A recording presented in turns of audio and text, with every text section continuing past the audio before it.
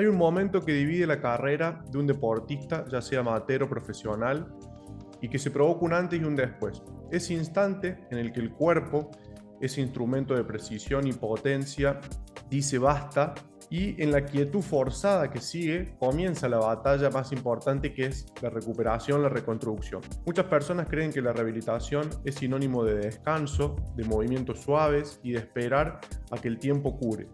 Generalmente sabemos que actualmente es todo lo contrario. La verdadera rehabilitación no es pasiva, es activa, es desafiante y también es fuerte, porque el tejido que se reparó no es el mismo. Es un tejido que pide a gritos ser guiado, ser educado, ser fortalecido. Hoy, junto con un especialista, Javier Sinari, vamos a adentrarnos en el corazón de la recuperación deportiva y vamos a hablar de por qué la fuerza debería ser el lenguaje que todo kinesiólogo tendría que hablar con fluidez para poder escribir finales felices en estas historias de los procesos de recuperación. Hola a todos los oyentes, hola Javi, bienvenido. Para empezar directamente una pregunta bien al hueso, ¿qué es la fuerza? Si nos las podrías definir en breves palabras. Hola Andy y hola a todos los que están del otro lado oyendo o viendo. Y muy buena tu presentación para de alguna manera ejemplificar un poco lo que implica hoy la rehabilitación, la readaptación y el reentrenamiento y esto de entender de que no alcanza solamente con la camisa o no alcanza solamente con procesos pasivos, sino que tiene que haber un verdadero proceso activo por parte del deportista o por parte del paciente. Y respecto a qué la fuerza es una gran pregunta. Sabemos que hoy la fuerza hoy y desde siempre en realidad ha sido una capacidad condicional, ha sido es la capacidad madre, si se quiere, que de alguna manera sobre que se sustenta, porque se sustenta el resto de las capacidades, sobre el cual se sustenta el poder ser veloz, el poder ser ágil, el poder ser rápido, pero también sobre el que se sustenta la flexibilidad, la capacidad aeróbica. Entonces, a decir de González Vadillo, es una capacidad condicional que deberíamos desarrollar indefectiblemente estemos cursando con un proceso de rehabilitación o bien queramos mejorar nuestro rendimiento, queramos mejorar nuestra performance, como así también queramos mejorar nuestra salud. Hoy la verdad que la fuerza empieza a ser considerada, antes era como mala palabra, hace unas décadas era mala palabra decir que entrenabas la fuerza porque todos tenían miedo de quedar como fisiculturistas o porque, no sé, te lesionaba o porque, nada, anda a saber qué se pensaba al respecto y tenías y la flexibilidad parecía que era la llave maestra de todo. Y bueno, con el correr de los años y el correr de la evidencia de la ciencia, hoy entendemos que la capacidad es la fuerza es una capacidad que tenemos que considerar desde la niñez hasta el adulto mayor, que la tenemos que considerar en el entorno del rendimiento como en el entorno de la salud, y que sin duda la tenemos que considerar como uno de nuestros elementos, nuestras piezas claves a nivel del proceso de rehabilitación, readaptación, reentrenamiento, sin descuidar por supuesto otras variables como la estabilidad, el control motor, el aprendizaje motor, la amplitud del movimiento. Pero sin fuerza diría que eso que decís bien decís, los tejidos no van a tener la capacidad para poder tolerar cargas deportivas, cargas de la vida cotidiana, de la vida laboral. Y después es un segundo concepto que a mí particularmente me resulta importante entender, es que, bueno, la fuerza como capacidad es una sola, y básicamente es el resultado de la masa por la aceleración. O sea, yo puedo, y eso a nivel fisioquinésico es muy importante porque muchas veces tendemos a segregar la fuerza a mover pesos pesados, a mover mancuernas, a mover pesas rusas, etcétera, etcétera, y por eso nos quedamos con ejercicios en camisa, con una bandita elástica, y tendemos a pensar de que nada, la fuerza es dañina, y en realidad si entendemos que la fuerza es el resultado de la masa por aceleración, yo puedo mejorar la fuerza moviendo kilos o moviendo una carga externa alta, pero también puedo mejorar la fuerza a partir de mi propio peso corporal, moverlo más rápido, o sea, imprimirle más velocidad o imprimirle más aceleración. Entonces a Doña Rosa o a Don Pepe, yo en vez de pedirle que haga una sentadilla con 5 kilos, con 10 kilos, poniéndole una carga externa, Puedo pedirle simplemente que a su propio peso corporal lo mueva más rápido e indefectiblemente voy a mejorar la fuerza. Entonces, dentro de la rehabilitación, la definición desde el punto de vista de la física de la fuerza puede ayudarnos a entender de que no es necesario simplemente mover cargas externas, sino que tranquilamente a una misma carga, a una misma masa, imprimiéndole mayor aceleración o mayor velocidad, puedo mejorar la fuerza. Excelente, Javi. Sí, yo creo que suma mucho que se nos aclaren estos conceptos y que nosotros como profesionales, al entender estos conceptos, también dejamos un poco de demonizarla erróneamente a la capacidad. Otra cosa que quiero agregar, que si bien vos lo mencionaste, nosotros en muchos episodios y en todas las formaciones hablamos de la fuerza como constructo, como capacidad madre, porque realmente consideramos que es el cimiento para todas las otras capacidades y para todos los otros hitos de la rehabilitación y de los procesos de readaptación. Entonces por eso también siempre la denominamos y la determinamos de esa manera, y un poco también hacer el trabajo de educar al resto de que justamente no es el demonio, sino todo lo contrario. O sea, hoy en día, y la evidencia también lo dice, la fuerza es un pilar fundamental en la mayoría de los procesos, si no te diría en todos. Ahora, Javi, la siguiente pregunta que surge es: ¿por qué considerarla entonces en los procesos de readaptación, rehabilitación y reentrenamiento a esta capacidad tan importante que es la fuerza? Dentro de los elementos, al menos en nuestro sistema de trabajo, cuando recibimos un paciente, cuando recibimos un deportista, una persona que cursa con una lesión, con alguna dolencia física, una queja física, el primer paso siempre tiene que ver con la entrevista inicial, ¿no? Es decir, con la anamnesis y con el desglose de conocer a esa persona en profundidad y saber, bueno, cuáles son sus intereses, qué la motiva, qué le interesa.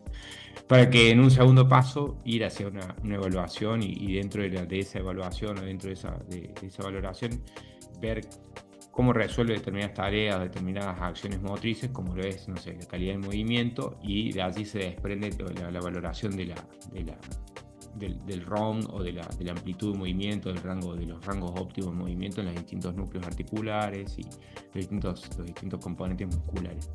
Pero después también el tercer eslabón de nuestro sistema de evaluación, y por supuesto que después constituye la planificación de la rehabilitación, tiene que ver con evaluar la fuerza.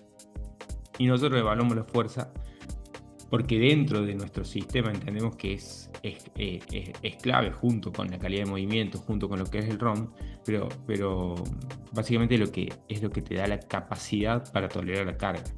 Es decir, cuando cursamos con cualquier lesión, sea desde un postoperatorio hasta una lesión muscular, es decir, de una lesión que te deja mucho tiempo afuera de la cancha hasta una lesión que te deja menos tiempo, hay cualidades que se pierden desde el punto de vista de la fuerza, como la fuerza excéntrica, como el RFD, que es la tasa de desarrollo de la fuerza máxima, es decir, se ven alteradas a nivel muscular y a nivel del sistema nervioso, se ven alteradas muchas cualidades, y con ello se pierde la capacidad. Y nosotros hablamos que muchas lesiones o nuestro trabajo consiste en recuperar la relación carga-capacidad. Es decir, si yo tengo un deportista que toleraba jugar o entrenar 3 veces a la semana fútbol y competía el fin de semana, yo tengo que, frente a una lesión, esa capacidad se va a ver disminuida, lógicamente, por la lesión, por el dolor, por todo lo que implica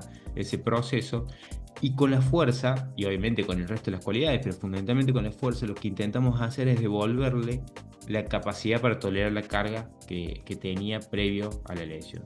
Vamos a otro ejemplo: un corredor que entrena 3 veces a la semana y que el fin de semana corre el fondo, que se va a la montaña, frente a un dolor, frente a una determinada lesión, una de las estrategias tiene que ver con disminuir el volumen, disminuir la intensidad, disminuir la carga, o muchas veces tiene que dejar de correr y quizás puede llegar a hacer un entrenamiento cruzado en bicicleta, en natación. Pero hay capacidades que se van a perder, la actitud cardiovascular, la capacidad aeróbica, pero también muchas de las veces lo que nosotros intentamos frente a ese corredor es mejorarle su fuerza para que tenga más capacidad de tolerar la carga que tiene en su semana o en su volumen semanal. Entonces, aquel que venía corriendo 50, 60 kilómetros semanal y de pronto baja a cero, nosotros tenemos que prepararlo para que pueda tolerar 50, 60 kilómetros. Y la fuerza es una de las principales capacidades, o nuestra llave maestra,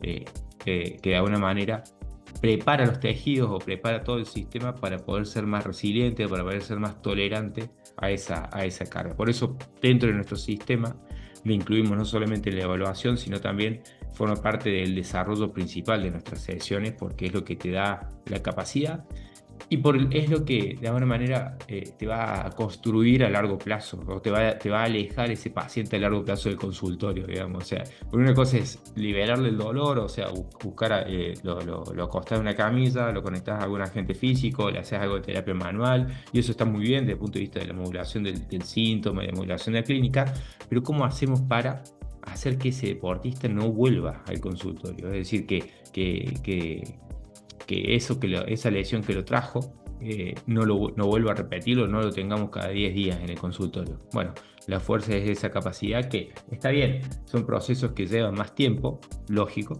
pero que construye el deportista a largo plazo. Espectacular, Javi. Sí, hace poco, charlando con el Mati, le tomé un concepto que me gustó mucho, que es la analogía de una vacuna. O sea, usar la fuerza con ese objetivo, digamos, con esa idea. Y es un concepto muy práctico que sirve mucho y que vos decís, bueno, con este trabajo lo estoy vacunando al deportista, al paciente y eso sobre todo pensando a futuro, me parece que es una analogía que sirve mucho para poder visualizar así de manera rápida y simple hacia dónde queremos ir con esto. Ahora bien, Javi, sabemos que el mundo de la fuerza es muy amplio, hay muchos autores, hay muchas clasificaciones, subclasificaciones, hay muchos términos. Por ahí, para los que nos estamos adentrando, puede ser abrumador o confuso tanta información. Por ahí los profes también manejan una terminología. Nosotros en la Facu, el plan de estudios no es muy actualizado, por así decirlo, y no nos tiran mucha info sobre términos y demás. Así que si vos nos podés aclarar de una manera simple y rápida, ¿qué diferencias hay entre las orientaciones y las manifestaciones de la fuerza? Bueno, es muy buena esa pregunta, Andy, porque claro, decimos recién que la fuerza como capacidad es una sola, el resultado de la masa por la aceleración. Entonces, yo ahí como que simplifico, ¿no? Es decir, está la fuerza hipertrofia, la fuerza máxima, la fuerza potencia, la fuerza explosiva, etcétera, etcétera. Bueno, lo que tenés que tener claro es que la fuerza es el resultado de la masa por la aceleración. Y después, a mí me gusta entenderla de la siguiente manera. Hay 3 orientaciones de la fuerza y hay 5 manifestaciones de fuerza, o al menos así como que la tiendo a simplificar dentro de la complejidad que tiene esta capacidad. Dentro de las orientaciones nosotros tenemos que saber que existen 3. Está la orientación metabólica, que a decir de algunos autores es la fuerza-resistencia o la resistencia a la fuerza. Está la orientación estructural, o la clásica fuerza-hipertrofia. Y está la orientación neuromuscular, que ahí engloba la fuerza máxima, engloba la potencia o la fuerza explosiva, ¿no? Dentro de cada una de esas orientaciones están los componentes de la carga y en base al objetivo que vos tengas con el deportista o con el paciente, vas a utilizar una u otra orientación y por ende vas a ir variando los componentes de la carga de acuerdo a esas orientaciones. Por ejemplo, para la orientación estructural, para la fuerza hipertrofia, nosotros sabemos que la carga, en términos de peso que tienes que utilizar, es una carga alta. O sea, tienes que prevalecer los pesos altos o los pesos pesados, las cargas pesadas, porque uno de los principales disparadores de la hipertrofia, lo que necesita el músculo, más allá del descanso y la recuperación, o sea, del descanso, la recuperación o la alimentación, la nutrición, es que haya tiempo bajo tensión, o sea, que ese músculo esté mucho tiempo bajo tensión. Entonces, por eso utilizamos cargas altas que obliguen al músculo a tensionarse a nivel mecánico y darle un volumen alto en términos de serie y repeticiones, con cargas cercanas al fallo, no necesariamente al fallo, pero sí con cargas cercanas al fallo, que generen ese tiempo bajo tensión que nosotros necesitamos para generar hipertrofia. Entonces, la percepción del esfuerzo que tiene que sentir ese entrenado o ese paciente es una percepción del esfuerzo alta. Si lo miramos en términos de percepción del esfuerzo, es del 0 al 10, un 8 sobre 10. En términos de RIR, sería que le sobren una o que le sobren 2 repeticiones. En algunas veces puede utilizar una carga cercana al falso. Y el otro componente que es clave, o sea, ya ahí hablamos de dos componentes de carga, de la intensidad, hablamos del volumen, el volumen tiene que ser alto, la intensidad tiene que ser alta, y la densidad, que es la relación trabajo-pausa, o sea, cuánta pausa utilizas después de cada serie, es una pausa baja. ¿Por qué? Porque no queremos que el paciente se recupere del todo, al contrario, queremos una recuperación incompleta porque eso genera el estrés metabólico, que es el segundo gran disparador de la hipertrofia. Entonces, ahí tenemos la orientación estructural, ¿no? Pero, si vos con tu paciente no querés trabajar la hipertrofia porque entendés que no es una necesidad que tenga, por ejemplo, no viene de un postquirúrgico, o bien pasó la etapa postoperatoria inmediata, ya mejoró la masa muscular, ya mejoró el trofismo y está pronto a volver al deporte, sabemos que la hipertrofia no es muy coincidente con lo que pasa en el deporte, ¿no? Es decir, en el deporte vos tenés acciones fuertes y rápidas. Por ende, te vas a ir hacia la orientación neuromuscular. ¿Cuál es la característica distintiva de la neuromuscular? Es que no importa la carga que utilices, la carga alta, la carga media o la carga baja, la intención de movimiento tiene que ser siempre lo más fuerte y rápido posible. Lo más fuerte y rápido posible, sea que utilices tu propio peso corporal o utilices una barra pesada para trabajar la fuerza máxima, tu intención tiene que ser lo más fuerte y rápido posible, distinta a la orientación estructural, donde la intención de movimiento tiene que ser lento, porque buscamos la tensión mecánica. Pero en la neuromuscular, sí o sí tenés que hacerlo lo más fuerte y rápido posible. La carga puede variar, puede ser alta, medio, baja, puedes trabajar la fuerza máxima, o puedes trabajar la fuerza explosiva, la fuerza reactiva a través de los saltos, por ejemplo, con un volumen en términos de serie de repeticiones bajos, no más de 6 repeticiones por serie, con pausas largas, porque no querés que haya fatiga mecánica, porque no querés que haya fatiga del sistema nervioso central. Entonces allí tenés la orientación neuromuscular, y entonces dependiendo de la etapa en la cual se encuentra ese paciente, vos sabés que la fuerza es una, pero lo que vas a ir definiendo es qué orientación necesito con ese paciente. ¿Necesito mejorar la masa muscular o necesito mejorar la fuerza máxima o la fuerza explosiva? ¿Qué es lo que necesito mejorar? O bien me puedo ir hacia la fuerza con orientación metabólica, por ejemplo, en un inicio de la rehabilitación, en donde, bueno, viene bien trabajar con pesos más livianos, con cargas más livianas, más repeticiones por serie, pero actualmente yo particularmente no la estoy utilizando tanto o tiendo a dejarla más para los ejercicios analíticos, ¿viste? Esos que querés lograr algo de activación. Pero eso en torno a lo que es la orientación. ¿Qué pasa con las manifestaciones de fuerza? Bien, allí nosotros tendríamos 5 posibilidades dentro de las manifestaciones. ¿Y de qué dependen esas manifestaciones? Dependen de la relación fuerza-tiempo. Cuando yo tengo poco tiempo para aplicar fuerza y quiero poco tiempo para aplicar fuerza y tengo poca carga externa, es allí donde aparece la fuerza dinámica rápida o la fuerza reactiva. Es decir, hablamos de todo lo que tiene que ver con los ejercicios de saltabilidad o que implican el ciclo estiramiento-cortamiento corto. Es decir, todo lo que es el drop jump, el CMJ, el squat jump, todas las baterías de saltos verticales, saltos horizontales que conozcan, vos tenés que aplicar fuerza, la máxima fuerza posible, pero tenés poca fracción de tiempo, es decir, tenés un constraint de tiempo muy alto para aplicar esa fuerza. Y como no tiene carga externa alta, decimos que esas manifestaciones corresponden hacia lo que es la orientación neuromuscular de la fuerza. Entonces, si yo digo, necesito trabajar la fuerza por unidad de tiempo, necesito mejorar la producción de fuerza por unidad de tiempo porque ya está pronto a volver al deporte, puedo seleccionar esas manifestaciones de la fuerza y sé que dentro de esas manifestaciones de la fuerza corresponden ciertos ejercicios y no otros. Es decir, si yo me voy a ir hacia la orientación neuromuscular y quiero trabajar la fuerza dinámica rápida o la fuerza reactiva, no voy a elegir una estocada búlgara pesada o una prensa pesada, porque sé que tengo poco tiempo para aplicar la máxima fuerza posible.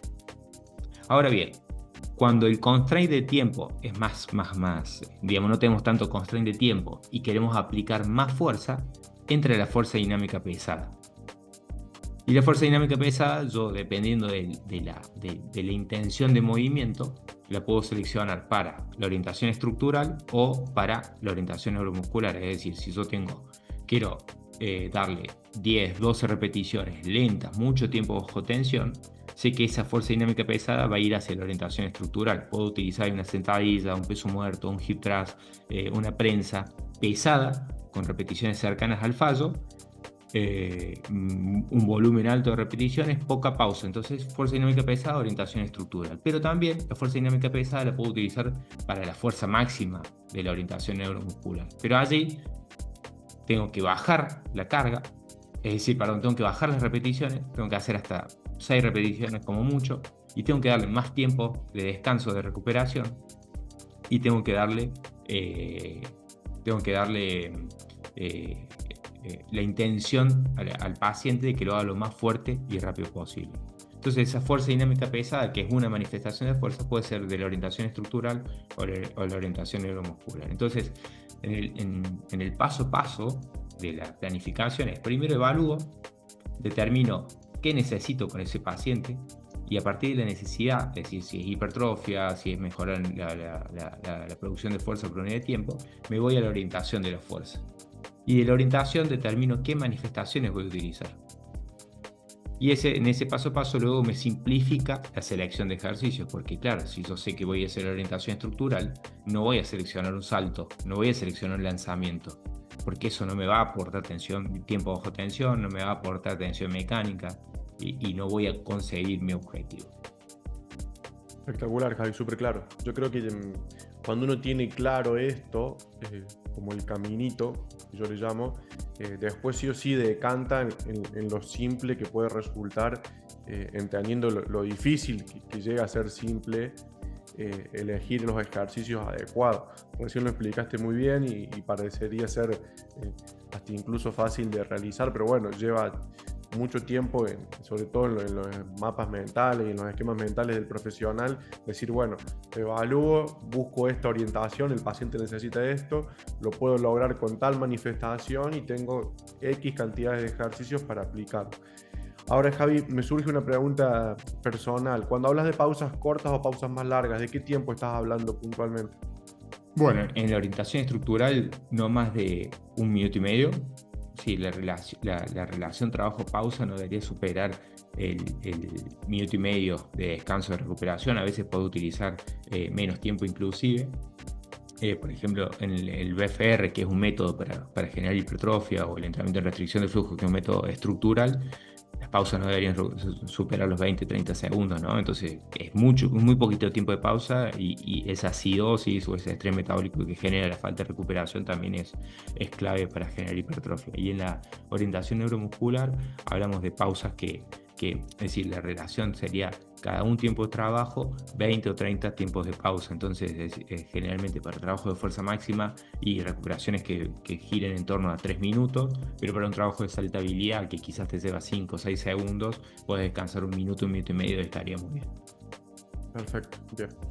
Ahora, Javi, si vos tuvieses que recomendar una medición práctica, económica, low cost, como se dice ahora, ¿cuál sería tu elección mínimo viable para evaluar fuerza?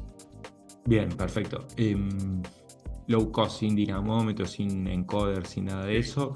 Bien, bueno, a mí me gusta la prueba de 5 repeticiones máximas en prensa o en una sentadilla en tándem, en una estocada búlgara, pero generalmente me quedo con la prensa o me quedo con una máquina de cuádriceps, una máquina de isquio, es decir, que concentre bien o que aísle bien y que no haya otros factores dando vueltas alrededor. Entonces, a partir de ese test de 5RM, después aplicando la fórmula de Epley, yo tengo como un valor entre pierna derecha y pierna izquierda, o lado sano o lado lesionado. Así que me gusta la prueba de 5RM, pero bueno, no todos lo pueden hacer, o no es factible para todos. Entonces, en etapas previas tiendo a seleccionar pruebas de fuerza-resistencia, es decir, por ejemplo, cantidad de pistols al banco, o cantidad de sentadillas al banco a una pierna. o pruebas, no sé, el puente isquio a una pierna o el puente Copenhague, es decir, cantidad de repeticiones con el lado derecho con el lado izquierdo. Pero esto también tranquilamente lo podríamos como categorizar a las pruebas de acuerdo a la orientación de la fuerza. Es decir, si yo selecciono pruebas de resistencia, me voy a ir hacia una orientación metabólica. Si selecciono la prueba de 5RM, me voy a ir hacia una orientación estructural o hacia una orientación neuromuscular tipo fuerza máxima, y que correspondería a la fuerza dinámica pesada, ¿no? Después podría ser alguna prueba de fuerza isométrica, o sea, cuánto tiempo puede llegar a sostener una posición en una determinada carga. Pero a mí en lo low cost me quedo con la fuerza resistencia, fuerza dinámica pesada, y dentro de la orientación neuromuscular y dentro de la manifestación de fuerza dinámica rápida, me gustan los saltos horizontales. Buenísimo. Bien. Dentro de lo low cost, si querés, saltos verticales, tenés el MyJump, que es una aplicación que es de bajo costo, es decir, no cuesta más de $10, creo, y que te permite evaluar el salto vertical, que hoy en deportistas con lesiones de rodillas me parece que es una variable importante a monitorear. Buenísimo. Y suponete que sos un profesional con poco tiempo de egresado, que se está formando y demás, y que tiene la posibilidad de adquirir algún elemento tecnológico para evaluar fuerza. Si vos tenés que analizar el mejor método o el que a vos más te gusta en relación costo-beneficio, ¿qué le recomendás a ese profesional? Bien, para mí el mejor depende del contexto. No es lo mismo que estés en un contexto de consultorio donde tus pacientes sean mayoritariamente adultos mayores, que estés en un contexto donde tus pacientes sean más deportistas, o que estés en el contexto de un club. Entonces, la mejor elección depende de qué querés conocer y para qué querés evaluar, o qué querés conocer, digamos, de tus pacientes.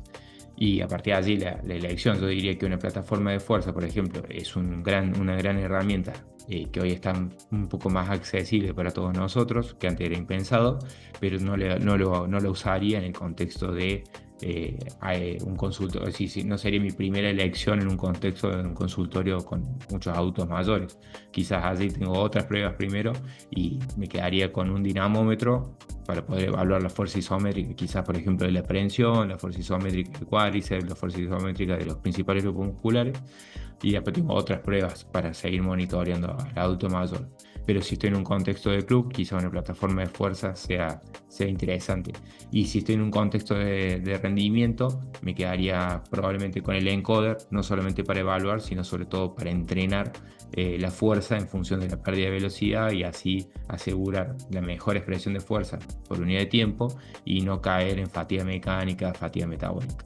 Entonces, un poco la selección depende del contexto en el cual trabajes, de lo que quieras conocer, de lo que quieras saber, y entender de que el encoder, por ejemplo, es un gran instrumento para evaluar fuerza dinámica máxima o fuerza dinámica pesada, pero no te sirve para evaluar fuerza dinámica rápida o fuerza reactiva.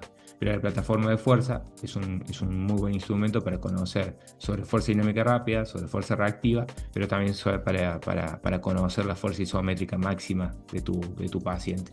Y el dinamómetro te sirve para evaluar la fuerza isométrica máxima, y esa es la única cualidad o la única manifestación que vas a poder conocer de tu paciente.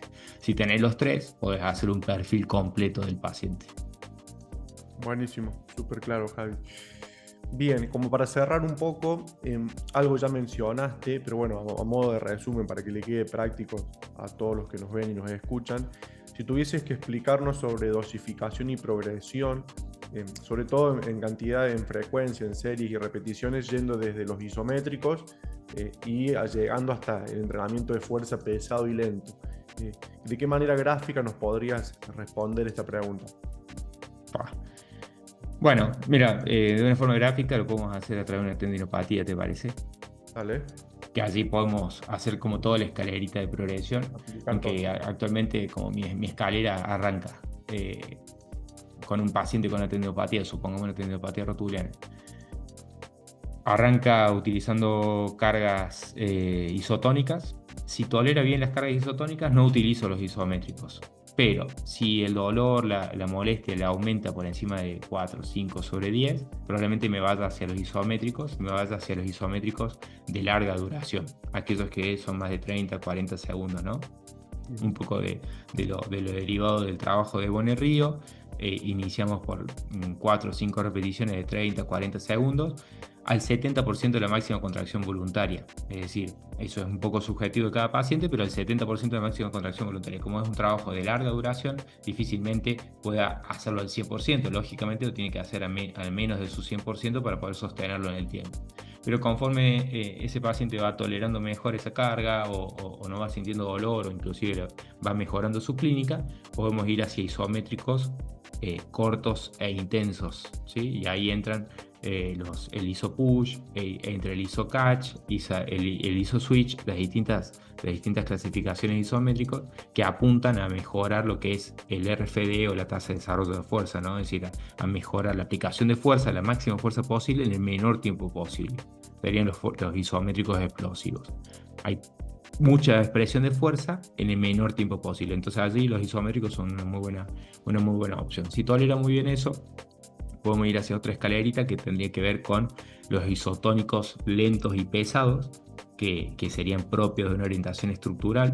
Entonces puedes empezar con 4 series de 15, 4 series de 12, 4 series de 10, o sea, lo que hizo Kuzga en su trabajo de tendinopatía, en donde empleó cargas altas y empezó con un programa de sobrecarga progresiva, 4 series de 15 repeticiones máximas, o sea, un RIR 1, un RIR 0, bien pesado, y a medida que fue avanzando la semana le fue aumentando la carga y le fue bajando las repeticiones hasta llegar a 4 series de 6. Entonces, si lo analizamos, fue de una orientación estructural hacia una orientación neuromuscular, una orientación estructural pesada hacia una orientación neuromuscular orientada hacia la fuerza máxima.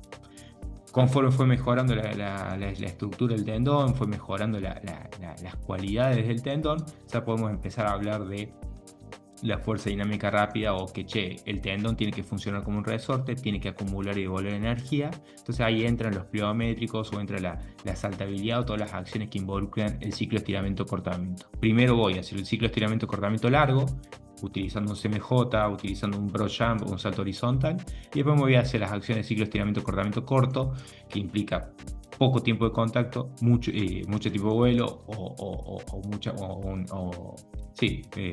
acciones que tenés poco tiempo para expresar máxima fuerza. Entonces ahí entra un drop jump, entra un cambio de dirección, entra un acelerar y frenar, todas las acciones que son más específicas del deporte.